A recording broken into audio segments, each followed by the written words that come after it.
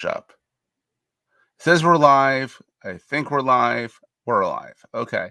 Hey, everyone. I am here with Brynne Tillman, the goddess of LinkedIn, the queen of LinkedIn, the adjective you can say that, the amazing person on LinkedIn. She knows her stuff when it comes to LinkedIn and business development. So on with the show in 3, 2, 1. Hey everyone, welcome to another edition of the Entrepreneurs Enigma podcast. I am here with the OG of LinkedIn marketing and business development, Brynne Tillman. Hey Brynne, how's it going? Good, Seth. Thanks for having me. Oh, I'm thrilled. I've known Brynne. We were just talking before the show.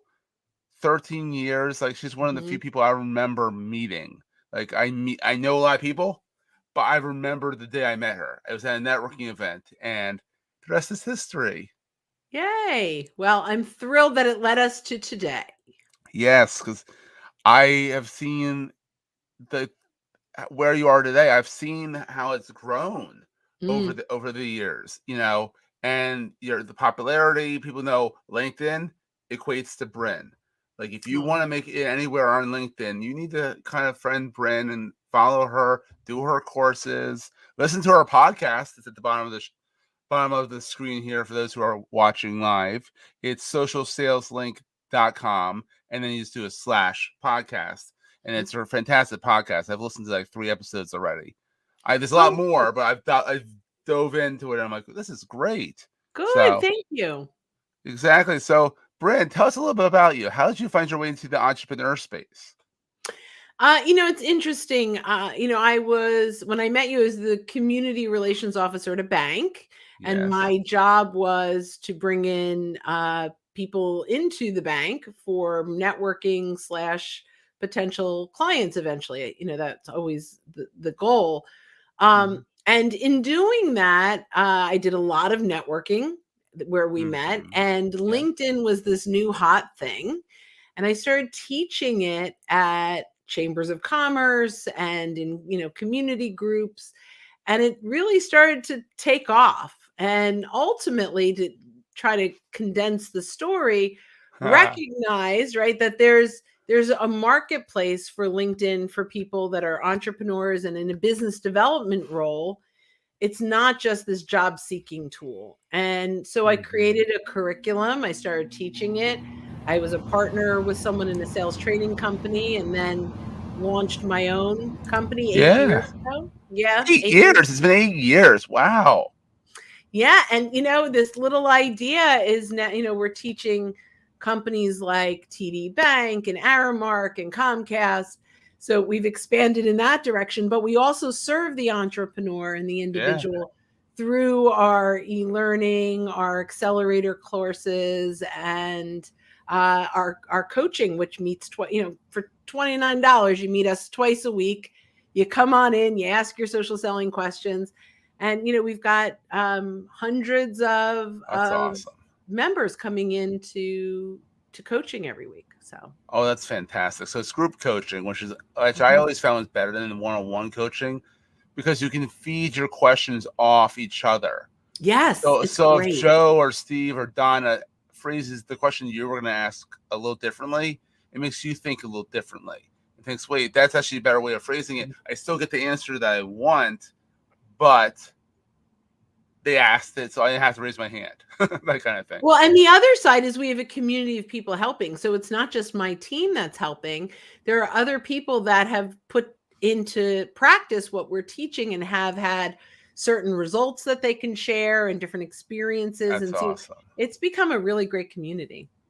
That's awesome. So what was the scariest thing for you going into the entrepreneurial journey? I mean, you were working at, was it Vantage Point Bank, which, may it rest in peace. But, it was back in the day. You working, working a 9-to-5 job, or 8 to 5. Banking hours are 8 to 5, I think. Yeah. Whatever. Yeah, but I did a lot of what are the banking hours? Or you were working that, so you had some job security, as much as job security exists in this world. So what was the scariest thing? What was going for leaving that kind of corporate America? Corporate America, that's the word, exactly. And going off onto your own. What was the scariest thing? Well, I guess there are a few things. At this point, I had proven out that people wanted what I was offering. So the scariest thing, I think, is, are people going to want to buy what I'm selling? Are people going to, right? The second scariest thing is they buy what I'm selling and it doesn't work. Oh my gosh, what if, right? Yeah. So now I'm, so that's the fear.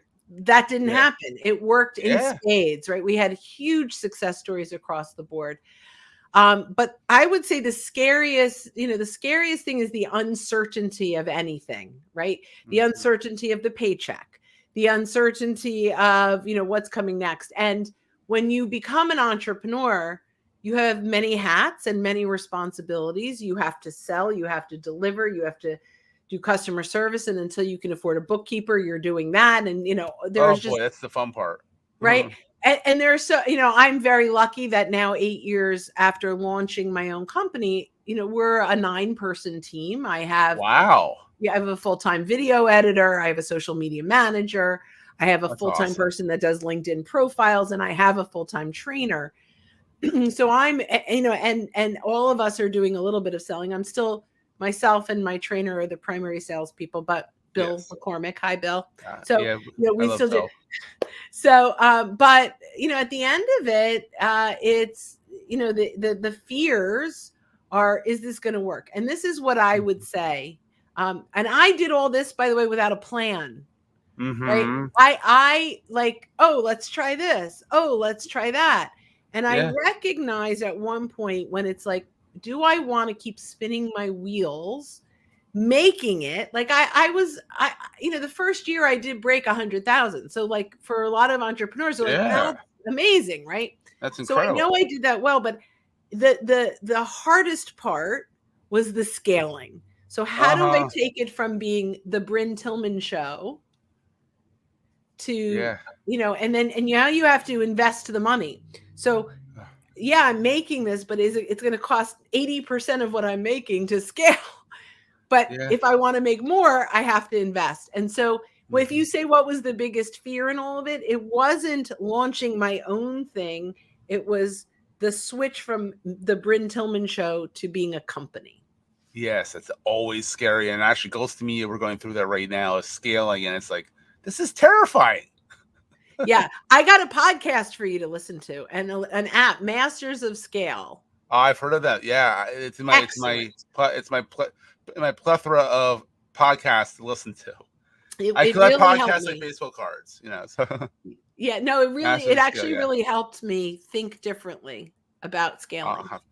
I've listened to a few episodes, so I'll have to dig into that after I listen to all of yours first. So so on the flip side, what is the most exciting part of being an entrepreneur? I mean, I know everyone says sort of the same thing, but in a different way. So what's the favorite thing for you? I love the innovation. I love the success stories. I love the hunt. So I actually really enjoy the sales part of it and the win. But ultimately, I think my favorite part is when a customer comes to me and says, so Michelle Vincent, who in the middle of the pandemic is a recruiter. Oh, wow. Like that sucks, right? In the middle of the pandemic. and took our course and took inventory. One of the things we teach, took inventory of our existing connections and identified an old client, was at a new company, made a phone call and closed a $1.5 million deal, which is now over $3 million from one exercise that I told her to do. One exercise, $3 million. Exercise. Right. So that to me is why I do this. That's it. Yeah. And the endorphins from seeing it work and help people, and the converts. I have converts, little converts of little things. Like one of our members hated polls. I'm never doing polls. And I'm like, I need you to do a poll. Wait till you see, if you follow how I tell you to use it, you'll get business. And she has 2 prospects. The poll's still live. Ooh. She has 2 prospects that came from doing a poll. I'm going to give you a hint. I'm going to create a poll that has a good discovery question, but doesn't feel like you're prodding, like it's a balance.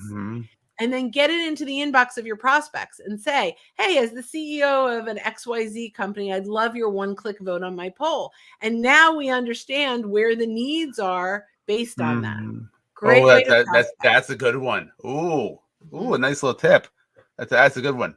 That's I've looked at polls and I'm like, they're fun, but I've never really discovered how to use them. So thank you, Brynne. Sure. I mean, that's the magic. It's the inbox, not the news. It's the inbox. It really is. I mean, I like the feed. It's kind of that's like my social area where I'll see Brynne post something and I'll like love, and there's a button. You literally press love this. So I don't have to type love this. I can press a button and say that, but all right. But it's the inbox. And really, I mean, when you think about it, if you're in LinkedIn and you have met people in real life and you connect with them on LinkedIn and you're over 500 connections, if you're not using your inbox, it's insane because you don't need to send out an email. You send out a LinkedIn message. I just check in with people. Say, hey, let's get a one-on-one going, and let's chat, and it works out brilliantly. Well, so when you think about messaging, there's one to many. That's your newsfeed. There's one to few. I tailor a message specifically for CEOs in the greater Philadelphia area that are in tech. And then I get that message out to a lot of people. And then there's one-to-one where it's like, hey, Seth, it's been a while since we last connected. I remember meeting you at the Eastern Montgomery Chamber of Commerce 13 years ago. Right. Yes. So, but that's one, there's no way that could be a bot. Right? Like no, right? That's specific. I mean, that's like really specific. but we recommend really, I mean, really specific. So one to many is marketing. Yes. One to few is social marketing. One to one is sales. Oh, absolutely, and relationships. And relationship. Well, let's actually, I like that better. One to one is sales activity with the goal of creating and developing those relationships. Yes, absolutely. And that single-handedly has gotten this podcast rocking and rolling is that feed, not the feed, the inbox. I find someone on the feed and I'm like, oh yeah, I remember Joe. Oh, we gotta get him on the podcast. I'll immediately message him and say, hey, I'd love to have you on the podcast, talk about your journey. And everyone loves to talk about themselves. They love to talk about, what they're doing. And I love to hear what they're up to. And it's a great medium to just kind of run with it. I love it. It's fantastic. So, Brynne, what's your podcast about? I mean, obviously about social selling, but what's your goal of the podcast? Yeah, so making sales social. Our goal is to bring on top marketing and sales experts to talk about the traditional marketing and sales techniques and how do we use them in the digital world. Oh, I love that. It's a good premise. Thanks. That's a really good, and it's really buttoned up too. I like that. That's the hardest thing when you do something like a podcast is how do you sum it up in like 30 seconds? Yeah. Well, and we actually have, we also have Making Sales Social Live where the three team, my executive team, the three of us go every other podcast and we just talk, we kind of rant on a topic.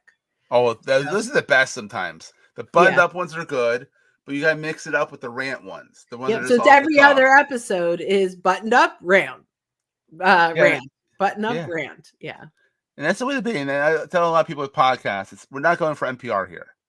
Like when this is not NPR, people are listening to you because they like, I like your mug. Look at the mug there. Oh yeah, a little LinkedIn action. Thank you. There you go. Absolutely.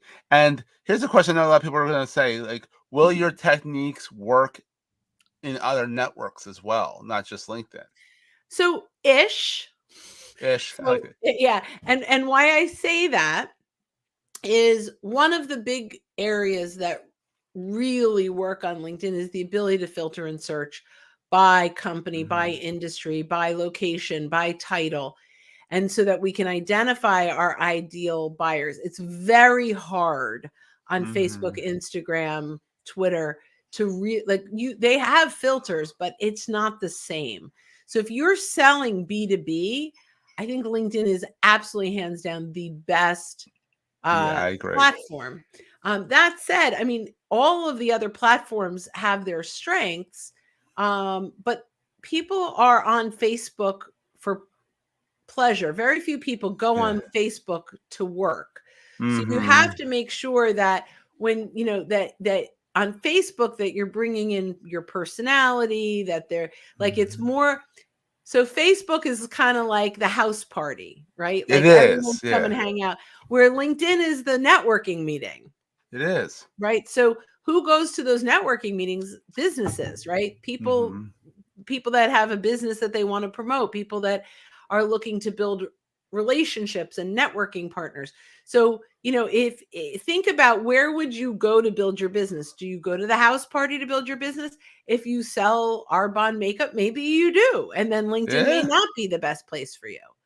But if you sell B2B, if you sell to business owners, if to entrepreneurs, if you sell, then LinkedIn is, I think, the place to be. And there's a different technique and a little bit of a different voice. Not to say that you've got many different voices, but I am, in business, I have one voice. In play, I have another, right? Absolutely. So it's really, it's going to come down to, where are your buyers hanging out? If they're on, Exactly. yeah, yeah. That's awesome.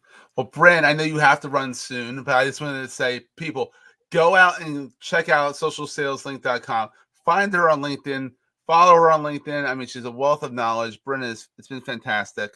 Thank If you. if everyone likes the show, please review us on the podcast directory of your choice. We would love it. Have more people find our show, see these great people that we interview, like Brynne, on the show. And you can also subscribe to the show at entrepreneursenigma.com, which just brings you over to Goldstein Media, but I made it easier. Got the name. Always get the domain name if you can.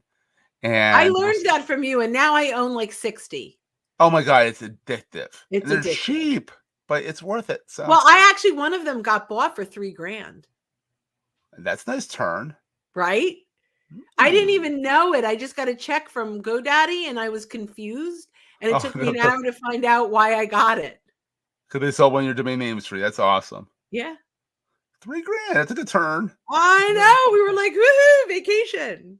Exactly, exactly. Well, Brynne, this has been fantastic. Fun. Thanks again for being on, and we'll have to when we're both venturing out, we'll have to venture out and get some coffee. I love it. Awesome, Brynne. Well, Thanks, take Dad. care. All right.